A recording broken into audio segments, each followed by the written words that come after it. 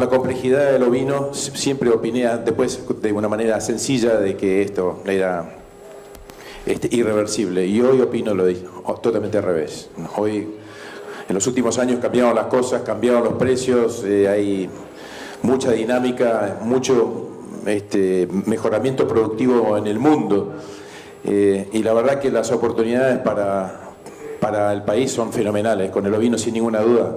Así que la idea es dar algunos conceptos, por lo menos para dejar sembrado alguna idea, alguna opinión sobre lo que se podría hacer y lo que creo que deberíamos entre todos poder hacer para dar un salto cualitativo y cuantitativo.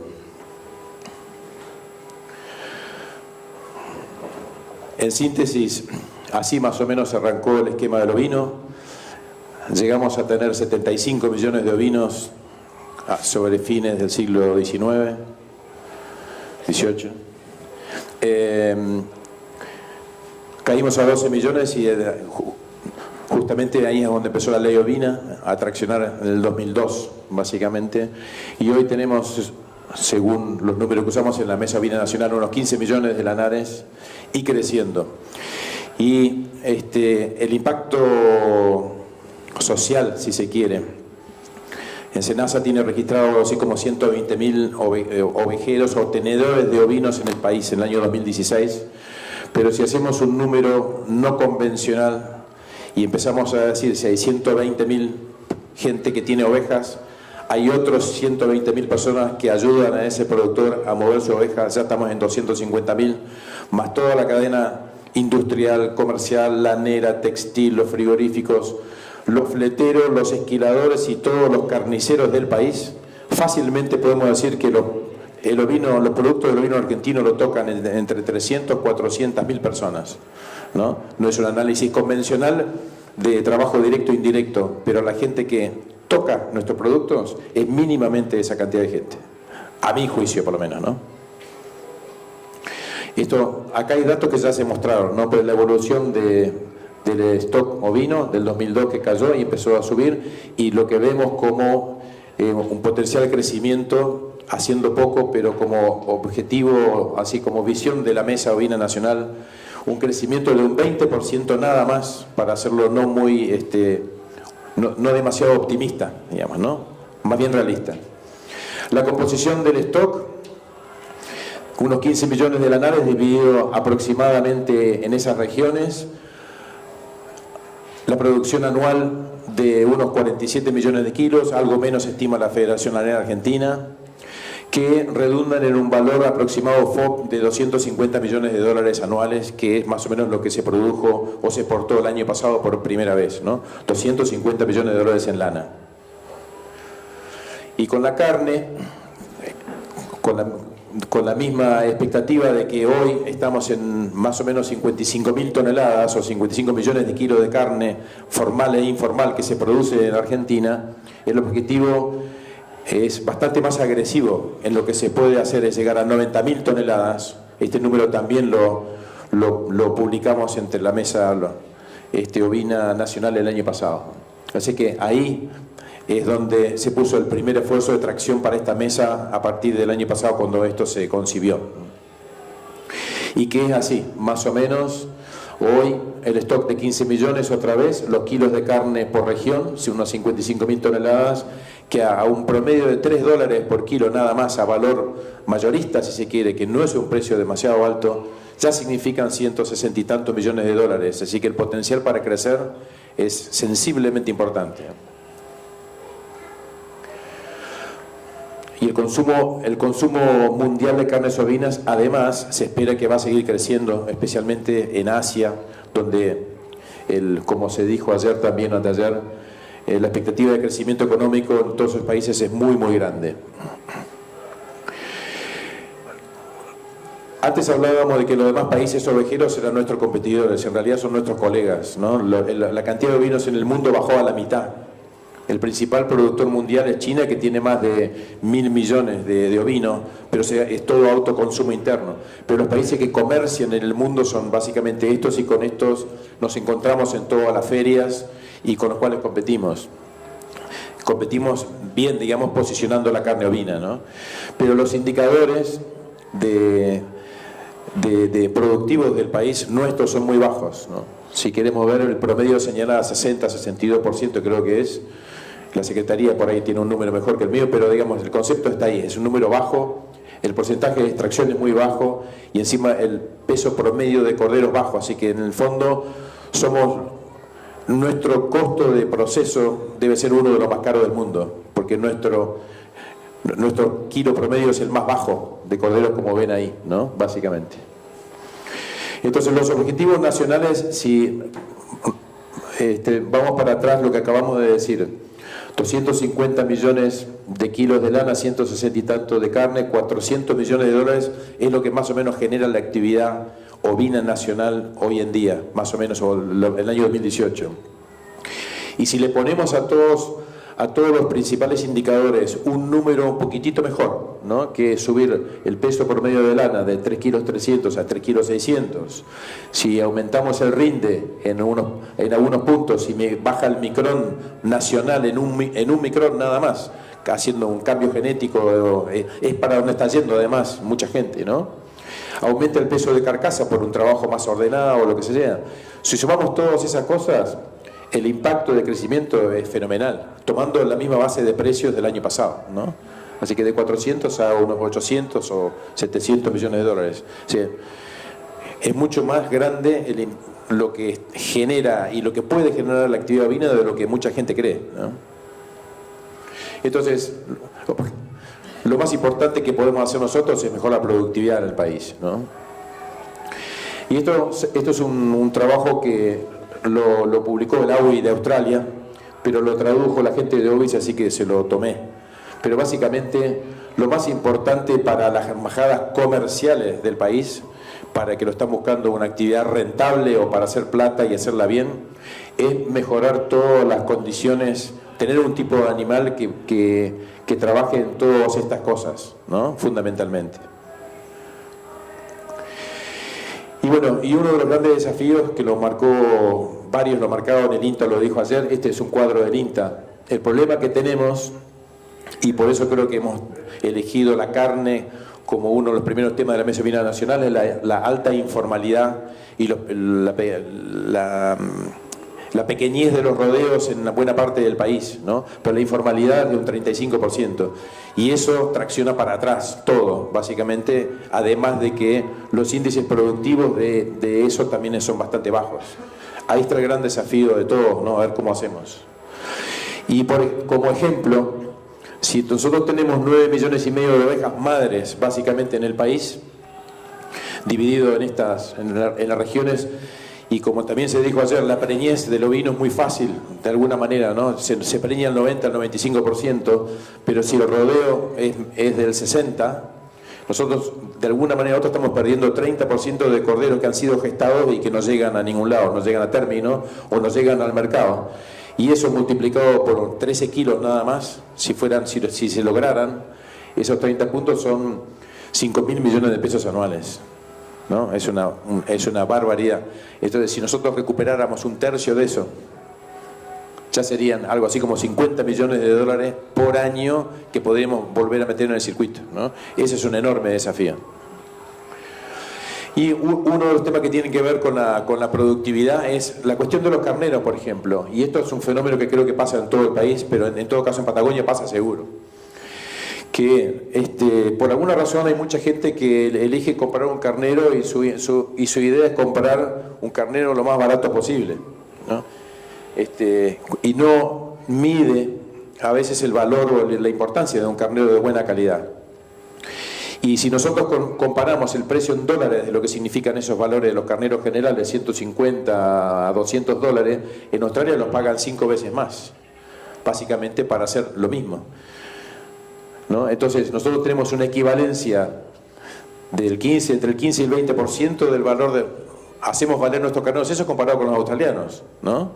Pero nosotros queremos vender la lana al mismo precio que los australianos, así que es una contradicción, ¿no? Y si un carnero en una majada de 1.000 madres, por ejemplo, uno tiene un 3% de carneros, son 30. la cantidad de corderos a una señalada del 80% de cada carnero, quiere decir que aproximadamente un carnero por año genera unos 27 corderos. Durante 5 años de servicio nada más, son 130 corderos que producen su vida útil, ¿no? Y a un cordero a 1.400 pesos, que fue el valor de este año, son casi 200.000 pesos lo que genera ese carnero, ¿no? Y si pongámosle que el carnero en vez de valer 6.000 costaba 10.000 pesos de promedio, ¿no? Ese carnero está generando casi 20 veces su valor de inversión inicial. Entonces, ¿por qué la necesidad de discutir si un carnero hay que pagarlo 5.000 pesos y no lo paga 7.000? ¿Cuál es la importancia de negociar barato ahí, ¿no? ¿No? Parece incomprensible. Una cosa es que no lo pueda pagar, eso es otra cosa, ¿no? Pero regatear calidad no tiene ninguna lógica, ¿no? Y acá hay un caballero que lo puede atestiguar, ¿no? Así que bueno, con las cuestiones de los carneros, obviamente hay un montón de cosas que todos saben que hay que hacer, ¿no? Pero la brucelosis es importante, la apreciación visual no es todo, es solamente el 50%, hay que trabajar con datos, cada vez hay que trabajar con más datos, no hay ninguna duda.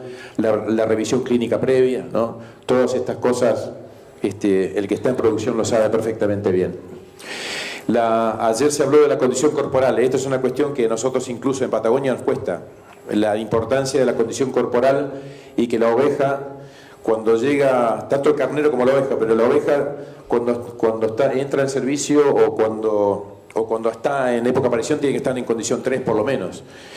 ¿Y cuál es el impacto de cuando la oveja está en menos condición, ¿no? Cuando empieza un sistema para atrás, como los porcentajes de señalada, cómo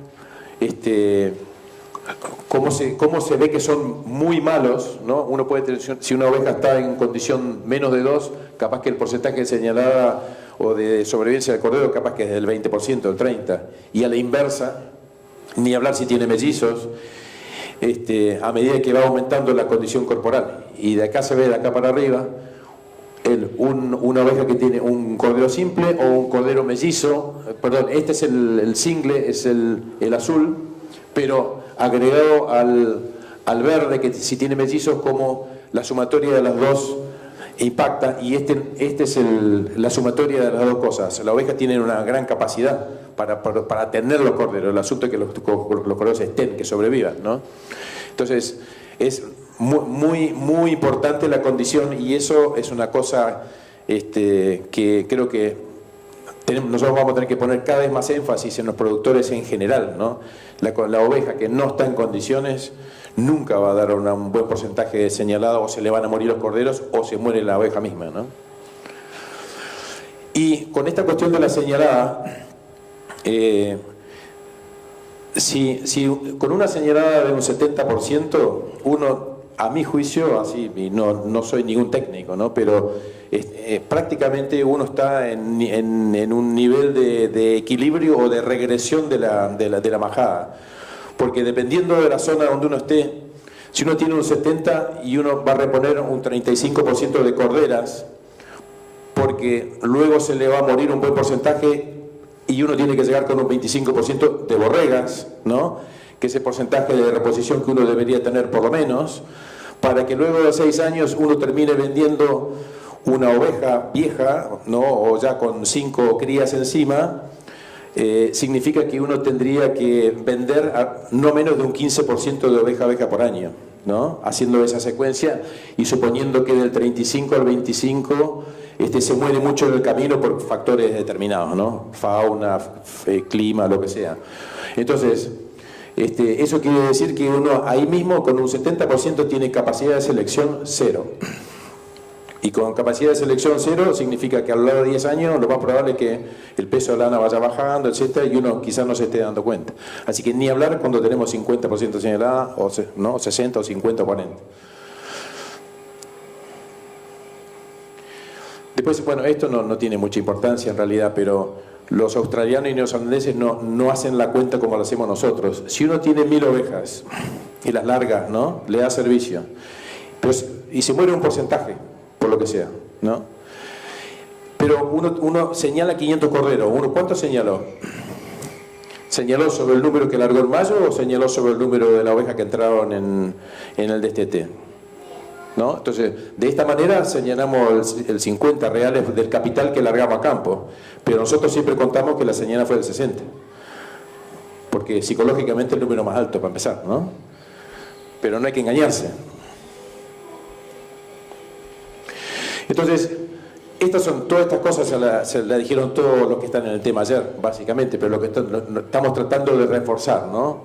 La revisación clínica, de tanto de los carneros como de las madres es sumamente importante, la condición corporal cada vez más importante, el escaneo, la suplementación pre-servicio o preparto, y trabajar en el preparto donde se pueda. No hay duda que hay mucho mejor. Los índices productivos de preparto son positivos. Y el preparto lleva 40 y tantos años en Argentina ya.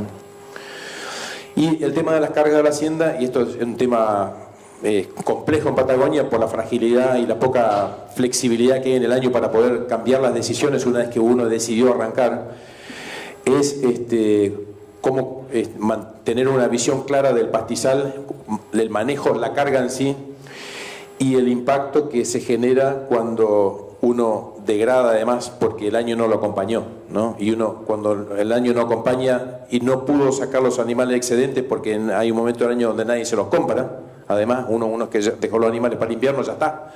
Básicamente es difícil decir, listo, voy a sacar otro 5% de animales, ¿a quién se los vendo? ¿Dónde los saco? O no se pueden entrar ni en el campo.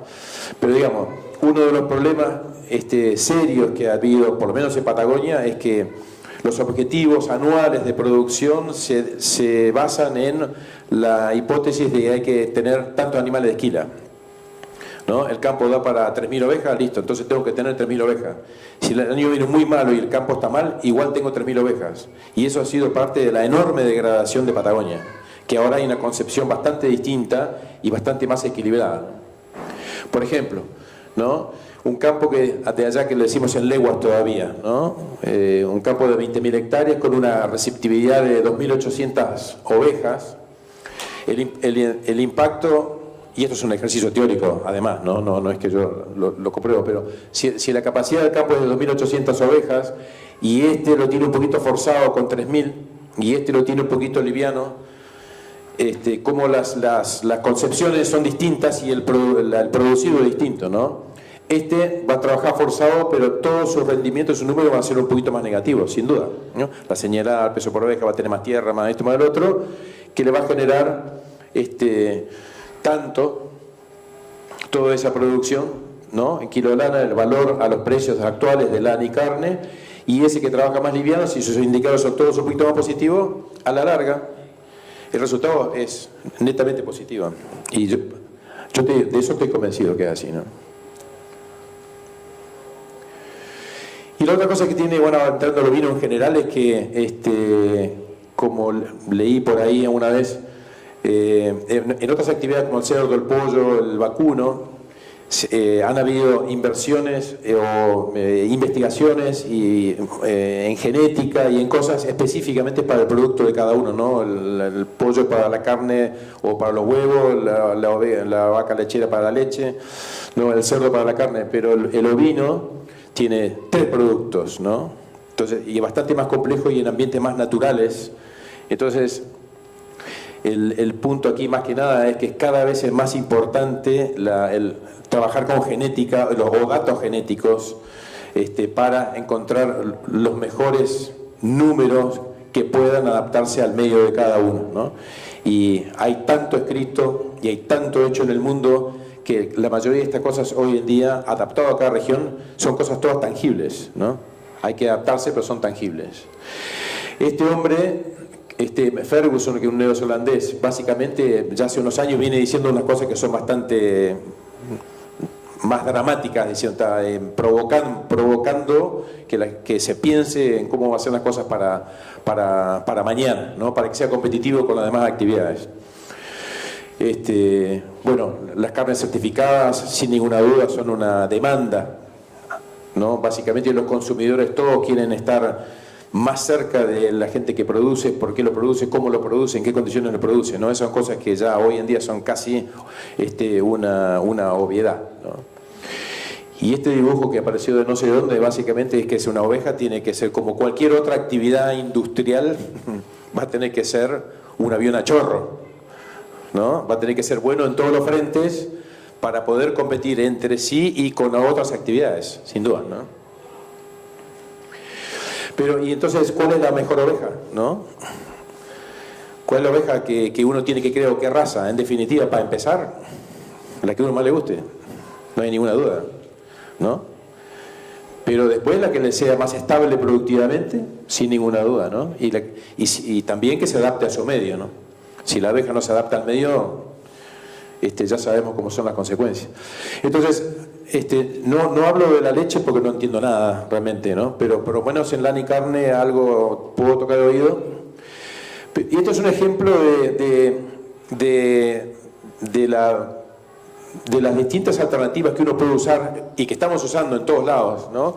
Si uno tiene si uno tiene un efecto de más lana por oveja o menos lana y tiene más carne y menos carne. La cuestión es que si uno toma una oveja de 29,60 de rinde, por ejemplo, en cualquier parte del país, y tiene 6 kilos, en un lado produce 6 kilos y en otro lado produce 3 kilos.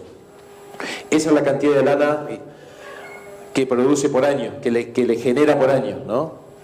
En lo distinto, esto tiene que ver con los ambientes, pero también tiene que ver, la cantidad de lana tiene que ver a veces, y eso lo pueden decir los genetistas, la relación de las señaladas o la reproducción en función de la cantidad de kilo de lana por cabeza, ¿no? Pero si es así, la conclusión más o menos sencilla es que todas las ovejas pueden producir más o menos igual, no pueden generar más o menos la misma plata por año, ¿no? Una oveja con 3 kilos de lana, pero con un 100% de señalada, produce lo mismo que una oveja con 6 kilos de lana, ¿no? Con la misma lana. Ese es el concepto, básicamente. Y si acá medimos, por ejemplo, no el mismo ejemplo, pero agarremos algo merino corriel, que es lo que hay mucho en el país, y una raza carnicera, 5 kilos de lana merino, 5 kilos de lana corriel, 2 kilos de lana carnicera, que no valen nada, pongámosle valor cero, ¿no? Para penalizar el ejercicio. La merino 20,5 65, el valor CIPIMO $8.50, genera $40 por año. Y con una señalada del 85% merino, a 13 kilos la carcasa, a un cordero de 100 y pico días en Patagonia, por decir algo, o en cualquier lado, son casi 11 kilos y medio de carcasa, $3 y tanto, o sea, 130, 140 pesos el kilo, son 38 dólares. O sea, produce, no vende, esto es producción, no venta, ¿eh? Pero en los tres modelos se repite lo anterior, ¿no? Las tres pueden producir más o menos lo mismo. Nada más que esta raza carnicera tiene que la lana la deja de lado, pero con un 130% señalada le empató al merino. Y eso es una realidad.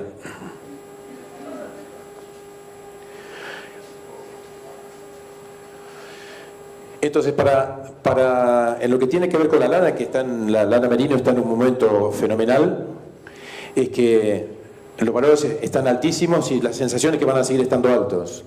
Que las lanas de 22 a 24 también van a seguir porque no hay ni acá ni en Australia. Así que, y han estado caros en el mundo y siguen estando. Y en la corriel, a mi juicio también, las corriel finas de 24 a 26 o las lanas de tipo corriel de 24 a 26, el ideal está en el medio ahí, por supuesto, también van a tener un valor importante. Argentina es uno de los principales productores de lana de calidad del mundo. Y bueno, ahí es donde tenemos gran variabilidad en el país para producir cosas que realmente cada uno quiera producir, básicamente, ¿no?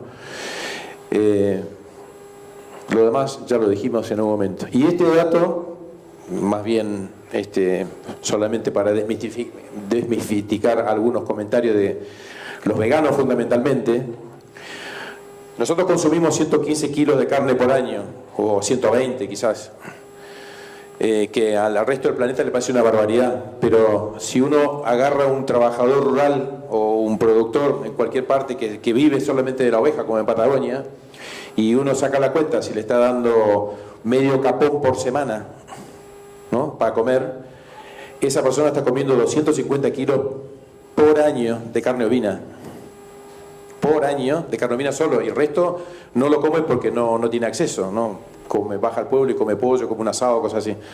Entonces, de eso de que la carne ovina es mala para la salud, como dice alguien, está lejos de ser verdad, ¿no? Este otro dato es la composición o la descomposición de un animal, de una carcasa, desde el punto de vista frigorífico, y por ahí Álvaro lo puede corroborar más que yo, pero digamos, este es el concepto de un animal, de una carcasa, de 36 kilos de promedio, por hacer un ejemplo. Uno le va sacando las cosas, ¿no? El cuero pesa 4 kilos, las menudencias rojas pesan 200 gramos, 500 gramos, 400 gramos, las menudencias verdes, la cabeza, el seso, la lengua, los subproductos de menor valor, que son los que van a China básicamente, y los productos que no son comestibles. Todo eso tiene un valor, todo, absolutamente todo tiene valor.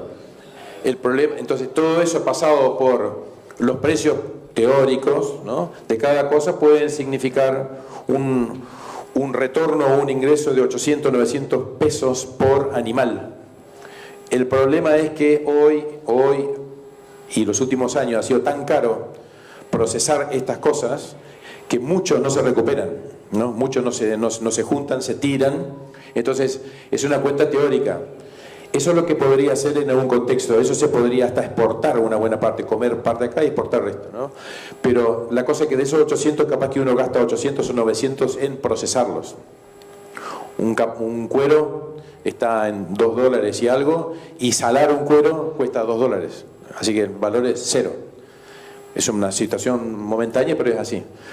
La cosa es que un cordero a 130 pesos el kilo vale 2.000, digámosle, el animal pagado al productor, y el frigorífico eso lo convierte, cuando uno le saca todas estas cosas, son 20 kilos que no son carcasa, queda una carcasa de 16 kilos, ¿no? Un animal de 36, un rinde de 45, es un ejercicio una carcasa de 16 kilos, que a un valor entregado a precio mayorista de 170 pesos que fue este año, en definitiva el margen que está entre la compra y la venta es de un 30%, que no es mucho.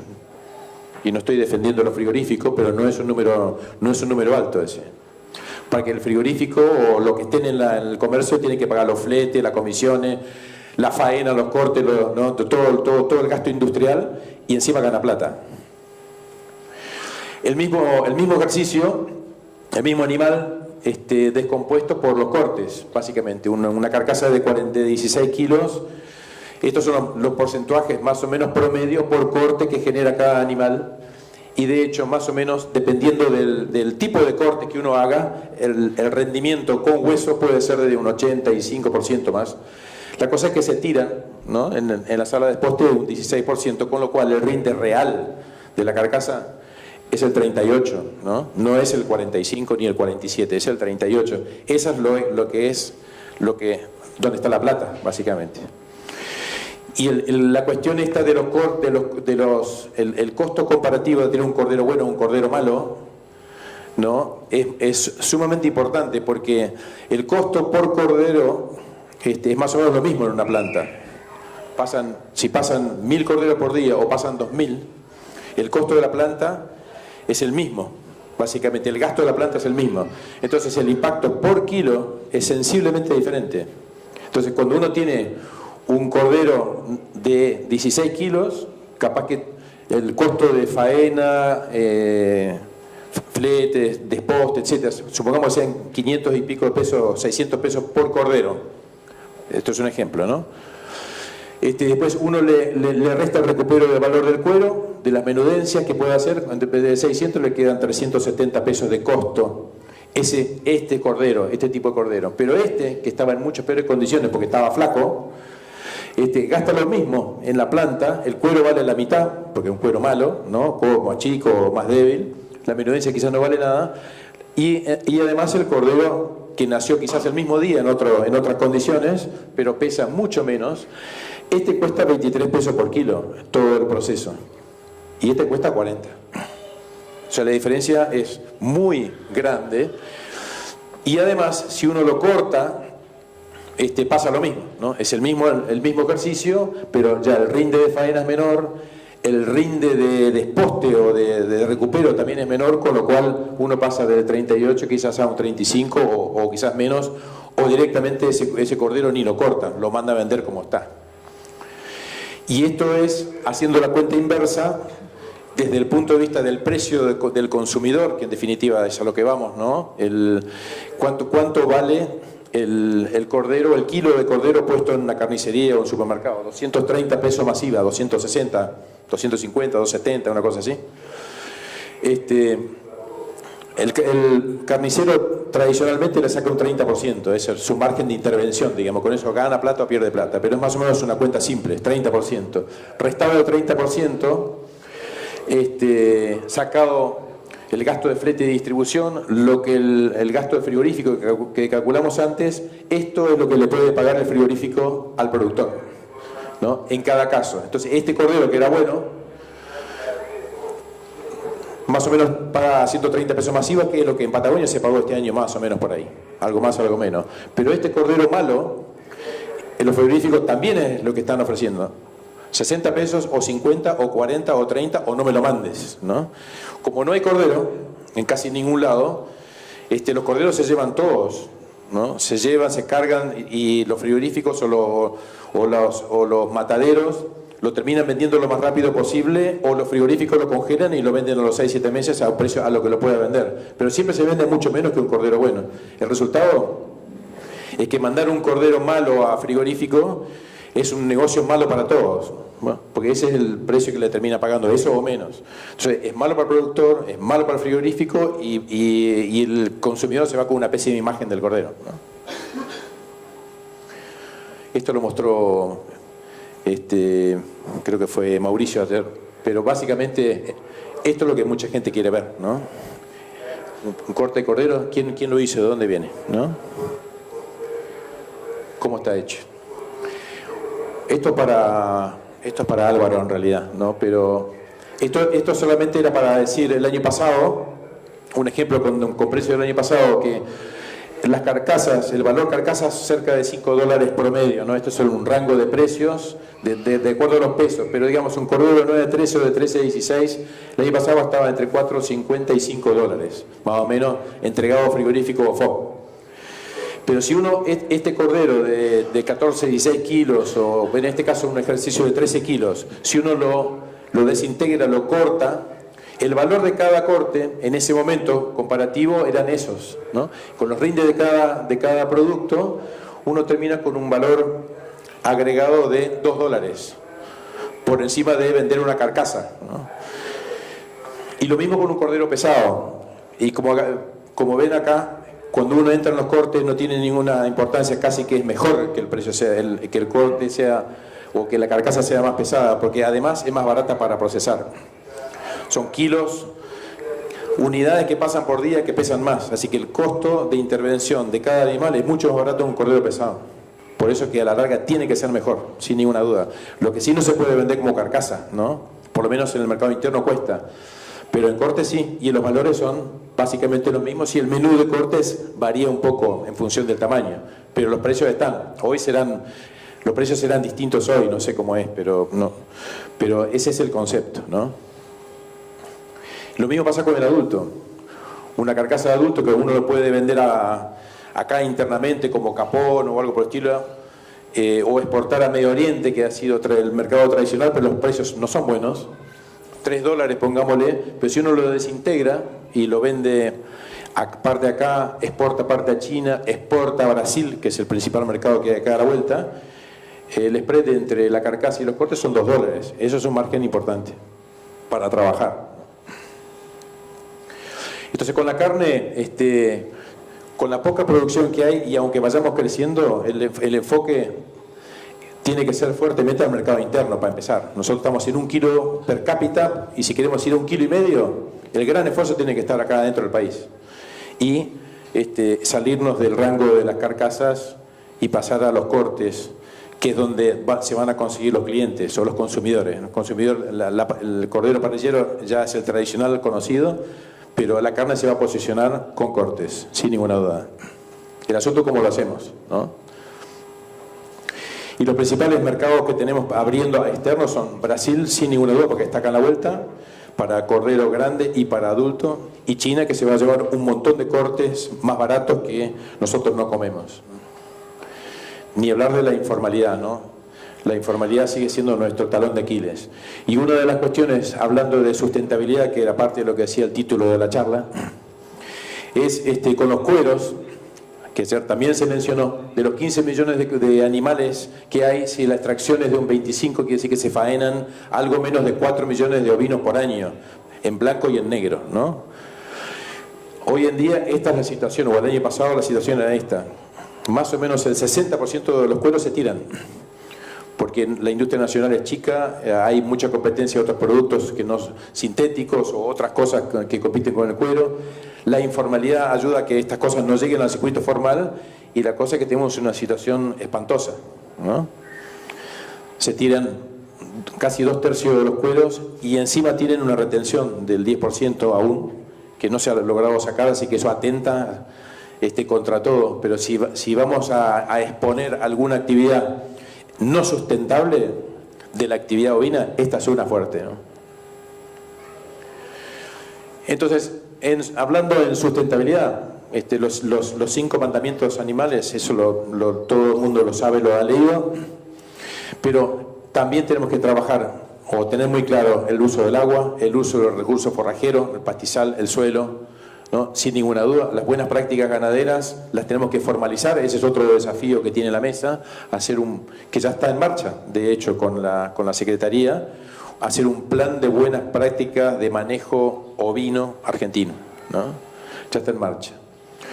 Y la trazabilidad, ¿no? La trazabilidad, que es cada vez más importante, porque no solamente los extranjeros lo exigen, sino los consumidores lo están exigiendo cada vez más. Y con estas cuestiones de que adicionalmente a esto, el balance de carbono es un tema cada vez más importante. Hay un objetivo nacional o internacional, en realidad, de 160 y tantos países de llegar a un carbono neutro para el 2050, pero nuestros principales colegas o competidores ya se han impuesto en la actividad ganadera, ovina y vacuna, en llegar a esa meta en el 2030. Y Nueva Zelanda, que ya hizo un trabajo, la propuesta de ellos es, entre otras cosas, no hablando de los animales, es reducir los animales y que produzcan más, pero reducir la cantidad de cabezas de vacas y de ovinos en el país. Es pasar todos los camiones de gasoil a eléctricos entre el 2018 y el 2030.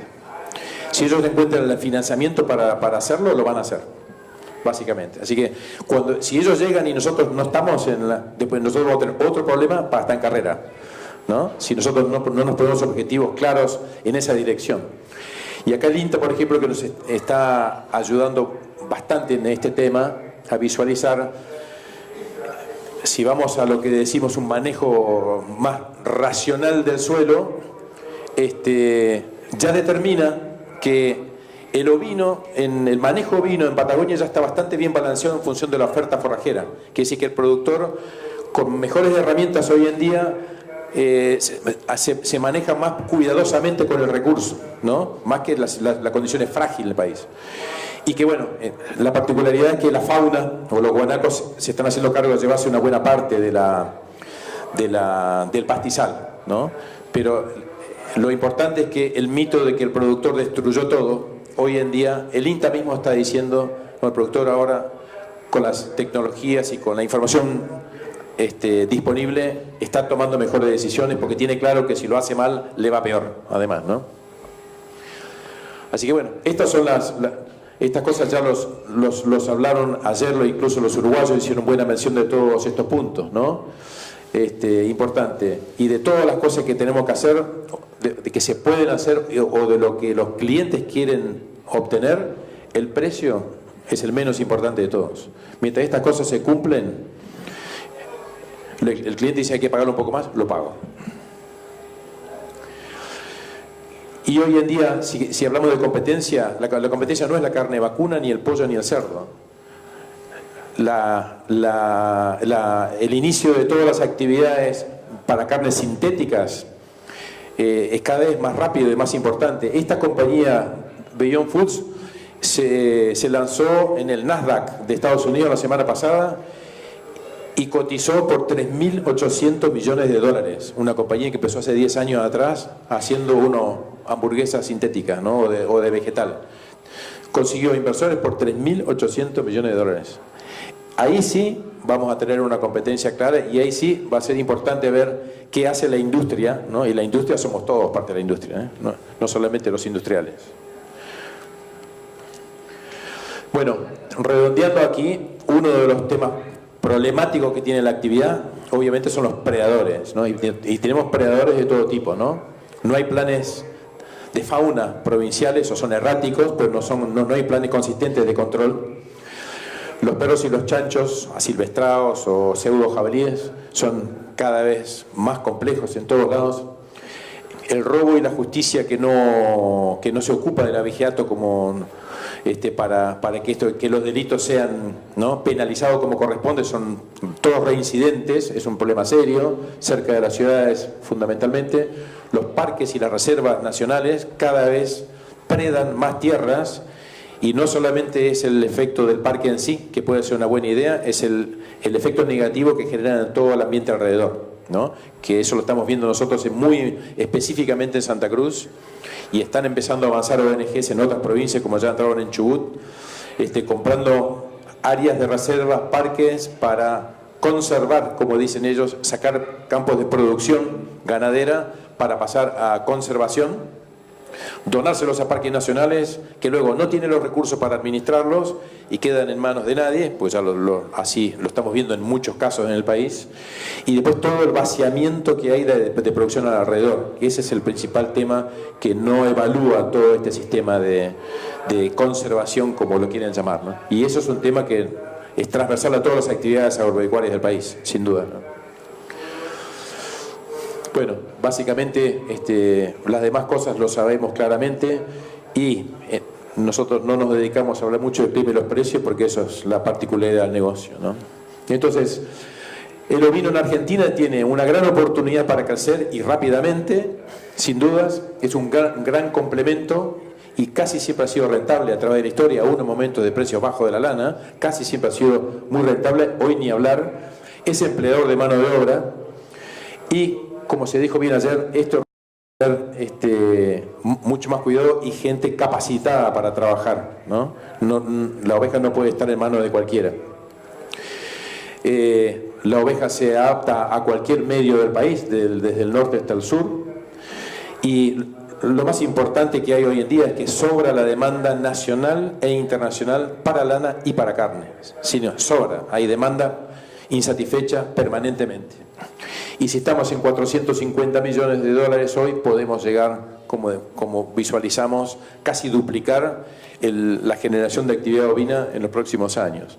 Y tenemos la ley ovina, que hay que renovarla, porque es la herramienta de financiamiento más importante que hemos tenido, que no ha invertido prácticamente nada en carne, en desarrollo de carne, en sus 20 años de existencia, como lo explicó Marcos, pero que hoy estamos arrancando con el programa Cordero Argentino, que creo que va a ser una de las cosas más importantes que hagamos como actividad. En el rubro carne hay que ir por el consumidor.